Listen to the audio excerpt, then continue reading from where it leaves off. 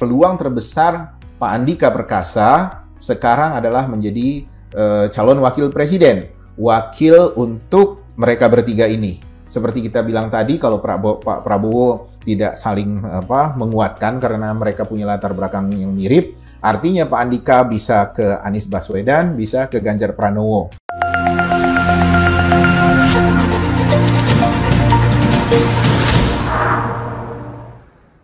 Halo teman Citra Indonesia, kami jamin Anda menang. Kembali lagi bersama saya Putri. Pada kesempatan kali ini kita akan membahas Capres Andika dan Ganjar. Nah, untuk lebih jelasnya langsung kita tanyakan kepada konsultan kita. Baik Pak, bagaimana tanggapan Bapak dengan isu yang sudah beredar ini tentang Capres Andika dan Ganjar? Iya, itu kan sebenarnya sudah dari beberapa bulan yang lalu ya, tahun lalu orang melihat bahwa Andika adalah sosok calon wakil presiden yang bisa dipasangkan dengan siapa saja, kecuali dengan Pak Prabowo, karena mereka hampir memiliki kemiripan background sebagai dari militer gitu. Nah, cuma masalahnya kan Pak Andika belum menunjukkan respon. Orang masih meraba-raba, bukan hanya masyarakat Indonesia, tapi juga masyarakat politik, para pengurus-pengurus parpol itu mempertanyakan apakah Pak Andika mau menyambut tawaran itu. Citra Indonesia dari awal ingin agar masyarakat melihat Pak Andika sebagai calon presiden. Karena bukan apa-apa, itu untuk memantik orang-orang melihat figur-figur alternatif. Jangan sampai orangnya itu saja, itu saja, itu saja.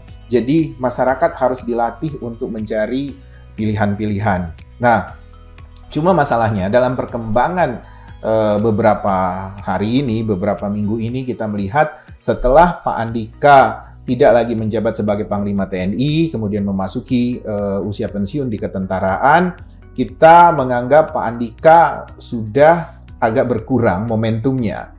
Masih bisa kita bikin itu agar call Pak Andika untuk calon presiden itu bisa tetap terjaga. Cuma masalahnya hari ini dinamika politik membuat ketua umum sudah semakin mengerucut kepada tiga figur ini, Pak Prabowo, Anies Baswedan, dan Ganjar Pranowo. Nah, agak sulit Pak Andika untuk merangsek, masuk dan melewati mereka. Bukan persoalan popularitas, bukan persoalan elektabilitas, bukan persoalan acceptable di mata publik gitu, tapi lebih kepada ketua umum sudah melihat hanya pada tiga figur ini, Anies Baswedan, Prabowo, Ganjar Pranowo. Itu yang mulai dikerucutkan, dikristalkan itu. Artinya peluang terbesar Pak Andika Perkasa sekarang adalah menjadi calon wakil presiden, wakil untuk mereka bertiga ini. Seperti kita bilang tadi, kalau Pak Prabowo tidak saling menguatkan karena mereka punya latar belakang yang mirip, artinya Pak Andika bisa ke Anies Baswedan, bisa ke Ganjar Pranowo. Nah, saya mendengar bahwa koalisi perubahan dari beberapa bulan lalu itu sudah melakukan approach ke Pak Andika, tapi juga tidak terlihat gelagat bahwa approach ini bersambut. Kemudian juga orang menanyakan apakah Ganjar Pranowo akan dipasangkan dengan Andika Perkasa. Ini adalah pasangan yang betul-betul ideal menurut banyak masyarakat. Hanya masalahnya kan Pak Andika memilih jalan sunyi. Memang kita tahu beliau punya rencana-rencana terkait tahun politik 2024. Tapi apakah jalan sunyi yang dipilih Pak Andika adalah jalan yang tepat sehingga beliau masih berada dalam pantauan menjadi dalam orbit para ketua umum parpol. Saya menduga itu tetap. Karena apa? Karena dibandingkan calon wakil presiden yang lain, misalnya Mbak Puan Maharani yang memang sama-sama PDI Perjuangan, sepertinya terlalu riskan, agak kecil lah peluangnya kalau dipasangkan dengan Ganjar Pranowo karena sama-sama dari partai PDI Perjuangan begitu. Karena kalau koalisinya tidak besar, mereka bisa jadi musuh bersama itu. Kemudian dibandingkan misalnya AHY, dibandingkan dengan siapa lagi dari tokoh-tokoh Muslim gitu yang lain, saya rasa atau dari mantan-mantan menteri ya kan, seperti Erick Thohir, Sandiaga Uno atau apapun lah itu, saya rasa kami pikir citra Indonesia melihat Pak Andika Perkasa masih memiliki kelengkapan elemen yang bisa menyempurnakan figur Ganjar Pranowo. Itu yang kita lihat. Kalau di Anies Baswedan, saya rasa itu agak jauh rentang jembatannya itu ya, karena Pak Andika itu lebih dekat dengan kekuasaan kemarin gitu.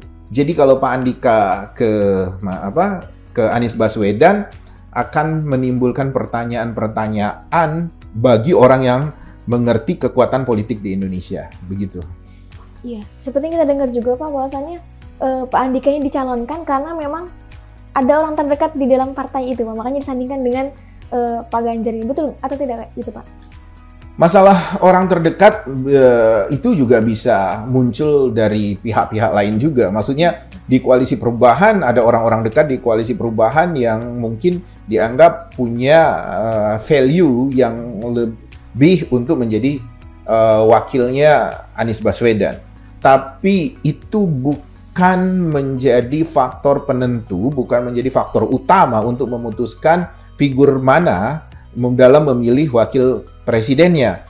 Jadi kalau ada kedekatan tokoh penting di PDI Perjuangan, ada kedekatan sejarah Pak Andika dengan PDI Perjuangan, ada kedekatan pertemanan dan lain-lain sebagainya, itu saya rasa itu hanya faktor penunjang. Jadi variabel sekunder gitu. Variabel primernya dalam memutuskan wakil itu pasti adalah popularitas, elektabilitas. Itu yang paling penting. Kemudian kesamaan ideologi, kesamaan cara memandang. Jadi kalau kita bilang ideologi partai, sepertinya kita punya ideologi yang berbeda dengan negara gitu. Padahal tidak. Pancasila dan Undang-Undang Dasar itu kan adalah panduan kita ya. Manual book buat kita falsafah negara gitu. Tapi kalau bicara paradigma politik, bicara tentang ideologi politik gitu, saya rasa Pak Andika lebih dekat dengan PDI Perjuangan.